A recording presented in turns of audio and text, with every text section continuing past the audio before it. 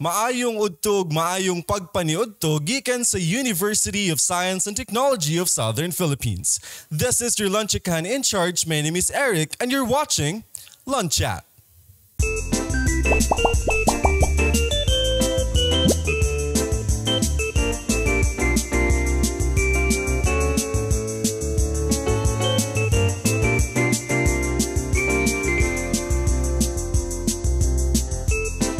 Greetings to all trailblazers across the USTP system. Join me today for a chat as we unfold different activities and initiatives in the university's 7-point agenda, Dynamic.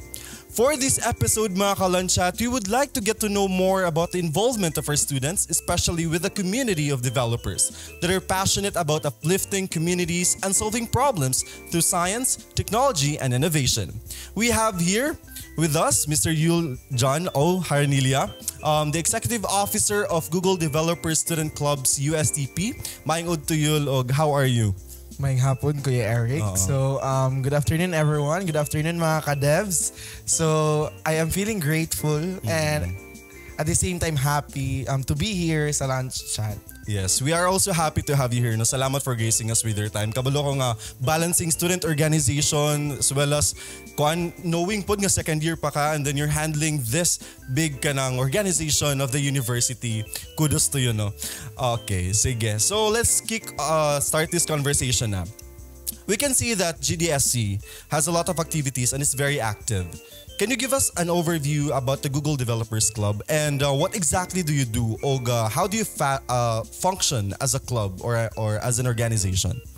Okay, so Google Developer Student Clubs are community-based groups of students that are passionate on building solutions, and we are here to bridge the gap between theory and practice. So Google developers have many programs. We have Google Developer Student Clubs, we have Women Tech Makers, we have Google Developer Experts, and we have Google Developer Groups. So in our case, we are an organization affiliated to an international company, which is Google. So Google wanted us to learn more on Google technologies and at the same time to connect with our peers, to connect with our co-students, at the same time to grow with others by learning solutions or by learning technologies that can help the communities. So in our case, in our chapter GDSC USTP, we envision to be a community for men, for women, and for others. A community of developers that are passionate about uplifting communities through science, technology, and innovation. So that is why we really encourage everyone, not just IT, not just DS and ComSci students to be engaged on technology, but we believe that every one of us can do technology. And this is not just limited to programming education alone, but we are developers of communities. We develop communities. So that is why in our organization, we have students or members coming from College of Science and Mathematics. We have from College of Science and Technology Education, and at the same time, even senior high school students. Nice. So we are very diverse. We are very diverse community, and that is what also Google advocates for. And at the same time, our organization is not like any other organization sa USTP president, vice, but in our hierarchy, we have lead and chief executive officer. So it's more like a company. So we have chief chief operations officer, chief communications, technology, and of course the community development. So ayun, in our organization, we really are advocate for people who really are passionate and who wanted to learn more on technologies, not just for men and women, but also for persons with disabilities, and of course the LGBTQIA community. It's not a hindrance on learning technology as long as you have that passion and determination in you create kag technologies with the help also with the Google developers. And at the same time, this is not just about this is also not limited to Google technologies because we have Flutter, Firebase, and everything.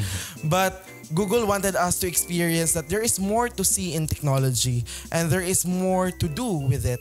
So, dili lang siya about sa Google alone, but also even Mac or even Apple users can also join us and start creating a collaboration. No, through a peer-to-peer learning environment, we can learn from each other, and that is what GDSC is all about. Nice kayo, no? Gary Jumpak, you really know what you're talking about, Dil, no? And I'm very happy to hear na GDSC is very inclusive regardless of your program, regardless of your gender, as what you've said earlier, you're very open. And I noticed po as I scrolled through your Facebook page, no, kagahapon, na you have a program for the LGBTQIA. Is that correct? Yes. Also about it was an event called I Am Remarkable. So it's for LGBTQIA, for women and PWDs. Actually, we invited a woman who has a hearing impairment.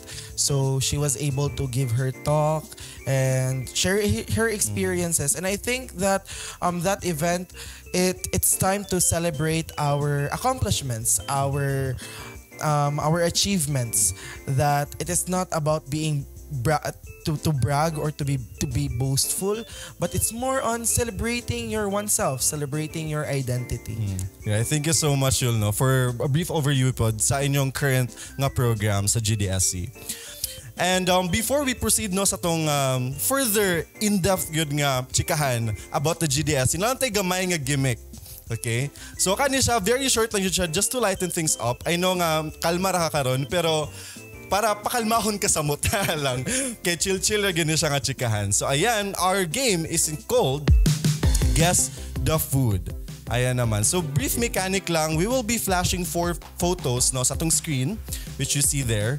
Tapos, nanin siya 2 seconds interval lang. Pero you can answer immediately if makuha na nimo ang answer. So food lang dyan siya in general. From the title itself, Guess the Food. And you have 45 seconds to answer. So ready na ba? And of course, no, before you answer, Yul, sa ato mga viewers po at home or wherever you're watching us from, you are free to join as well. Just use our official hashtag, that's USTP LunChat, and give us your best shot. So Yul, ready na ba ka? Mangutan na lang ako, nabay prize, ani. Ang prize, pangutano nato nasa atong production. Bitaw. Sige. So, ready or not? Yeah. Get ready to guess the food. Kaning upat akong tagnaon. Unsay, yeah. Tagnaon mo siya. Sa'yo na kayo siya, pero ang first is... Ay, dili. Ay, kuan na siya. Ang general, unsa siya nga food from the photos that you see sa atong screen? I think those are banana foods, right? Yeah. So, lock in na ba ka na yung banana food? Lock in? Yeah. Okay. The answer is... banana. Di ba mas maka-overthink kung gabi na kayo sa yun? Bitaw. So just a short trivia lang, no, about sa atong food feature, which is the banana. Every banana you eat is a clone. The common yellow fruits you find in the supermarket are all genetic clones of the Cavendish variety. Despite the fact that there are 1,000 different varieties of bananas in the world, the Cavendish was mass-produced because it doesn't have seeds, which is a feature that consumers like, and it endures longer than its banana cousins. Since the Cavendish does not have any seeds, it must be cloned by farmers in order to continue production.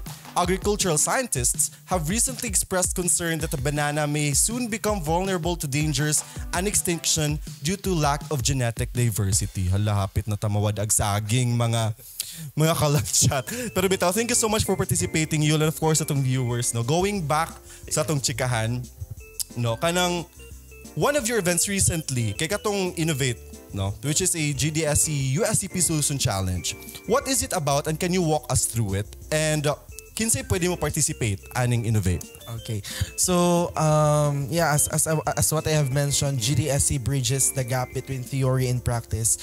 So, Innovate was actually, way back in 2020 was, when our organization was established, it was our very first flagship event.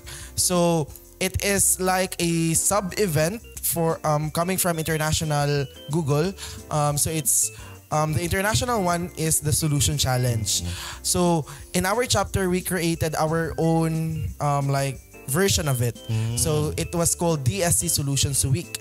So after that, last year it was rebranded to Innovate, a GDSC USTP Solutions Fest, and now Innovate again, but a Solution Challenge. So Solution Challenge it's more like conducting a month-long event that showcases like technical workshops, info sessions, and at the same time design. So you can either have design or technical workshops and hackathons as well. So what we aim for is that to really impart knowledge to students, and with the help of us, and at the end of the day or at the end of the event, they will be able to come up with a solution that can help the communities in line with the 17 Sustainable Development Goals. So, mo dyan na mo ang gina-advocate yun nga ang 17 Sustainable Development Goals.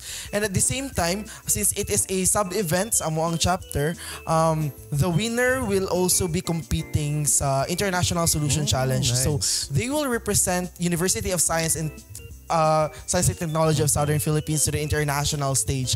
And I think that this is not just about participating in international competition, but it's really more on, it's time to apply, to bridge that gap of theory and practice, that what we have learned in school, what we have learned in our workshops must be put into practice. Because I believe that some of our organizations out there are just for the sake of nagpa-event lang or event lang.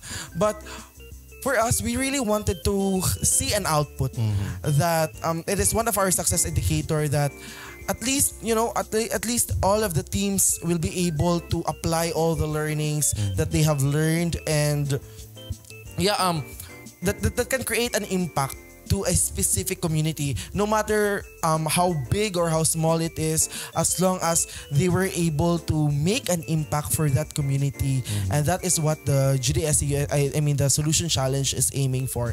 And now, what we did was, actually, Google wanted to include everyone. Like, no matter you have a GDSC chapter in your university or not, you are welcome. But in our case, we really wanted to really focus more on USTP. And not just USTP Cagayan de Oro, but we were able to collaborate with the Supreme Student Councils and USG, University Student Governments, for all the USTP satellite campuses. Nice. So, we collaborated with USG Villanueva, USG Alubihid, and SSC Balubal. So, I think it was more an achievement for us, because we really wanted to see nga kana bitong mag-collaborate yun ang USTP system, because at the end of the day, this is all about the university's vision, to be a nationally recognized science and technology university. And through GDSC, we hope that we can serve as the bridge nga to raise the banner of USTP, not just in the Philippines, but also to the international stage. And we are very happy nga na nag-create a solution for agriculture, for education, for any development goals, sustainable development goals that UN is targeting for. And now we are preparing for the International Solution Challenge.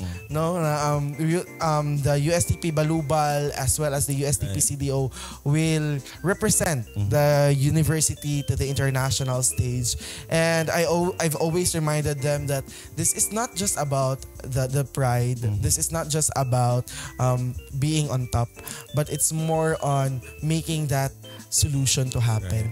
And on our end, whether they win or they lose, we promise them nga tabangan dyan namo sila. And dili lang dadto lang nga event mahuman, but for the rest of my term, for the rest of our administration, tabangan dyan namo sila. And now we are also preparing po nga to make a resolution ba or something nga basta on paper nga tanan na mo projects this year will be continued yun. Nice. And to make that to make it more sustainable, Jhon, because also pod, aside from that, mo yun namong gina-aim jud nga mag-create jud og sustainable solution, not just to the pride of USTP but also to contribute to the vision.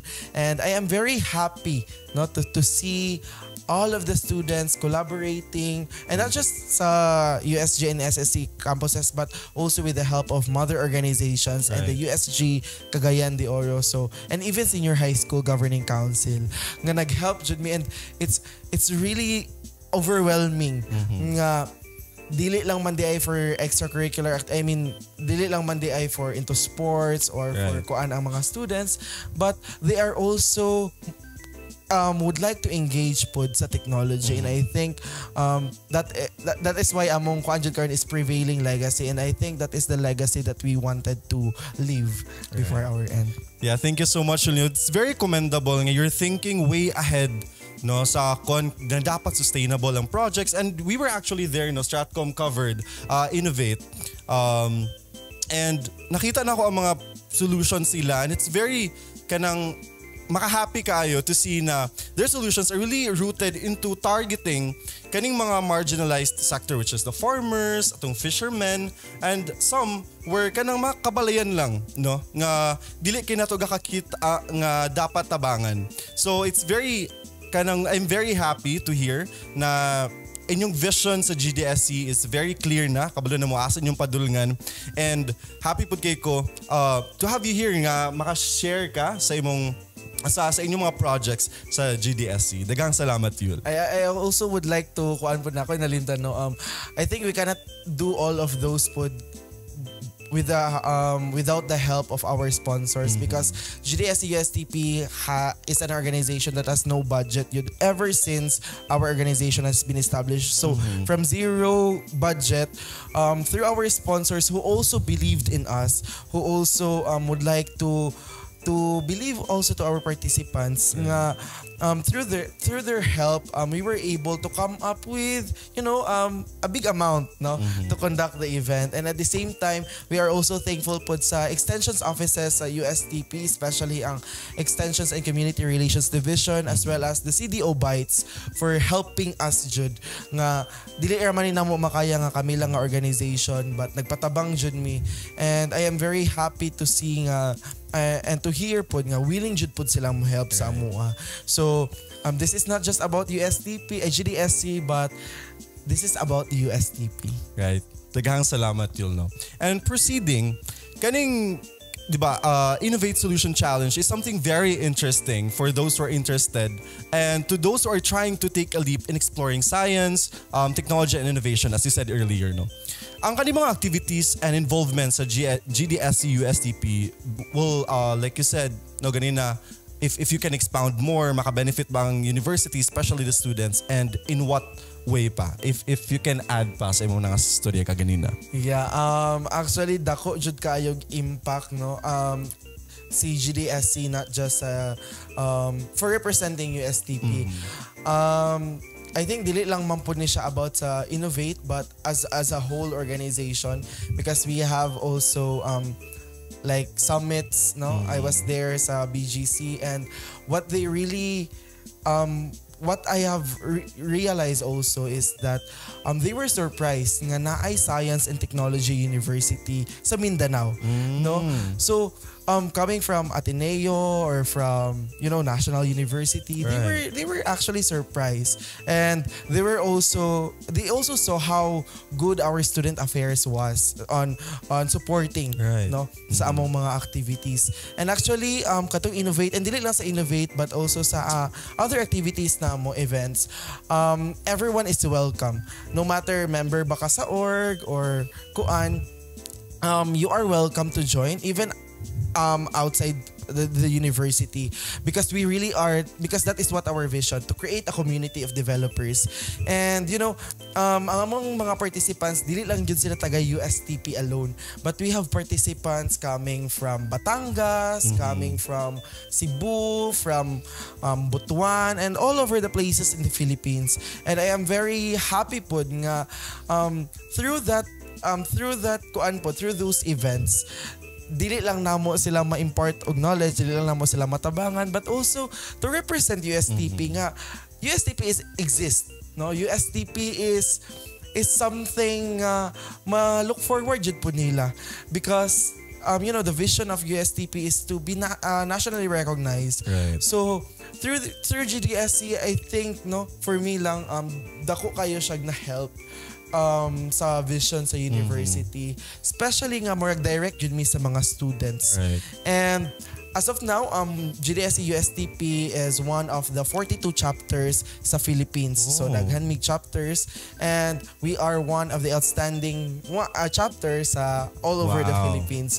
So I am very grateful jud pud, no, and at the same time grateful, no, sa USTP for accrediting us, especially sa student affairs, nga dako jud kayo sila na help sa amoa, especially nga pag magpa-activity mi dito jud na sila, because they believe in us, they really put their trust on us, right. And so does our members, and so does our officers, and so does the people who believe that GDSC can do more. And at the same time, that's what our tagline, building good things together. So we really are collaborating jud sa usag-usa.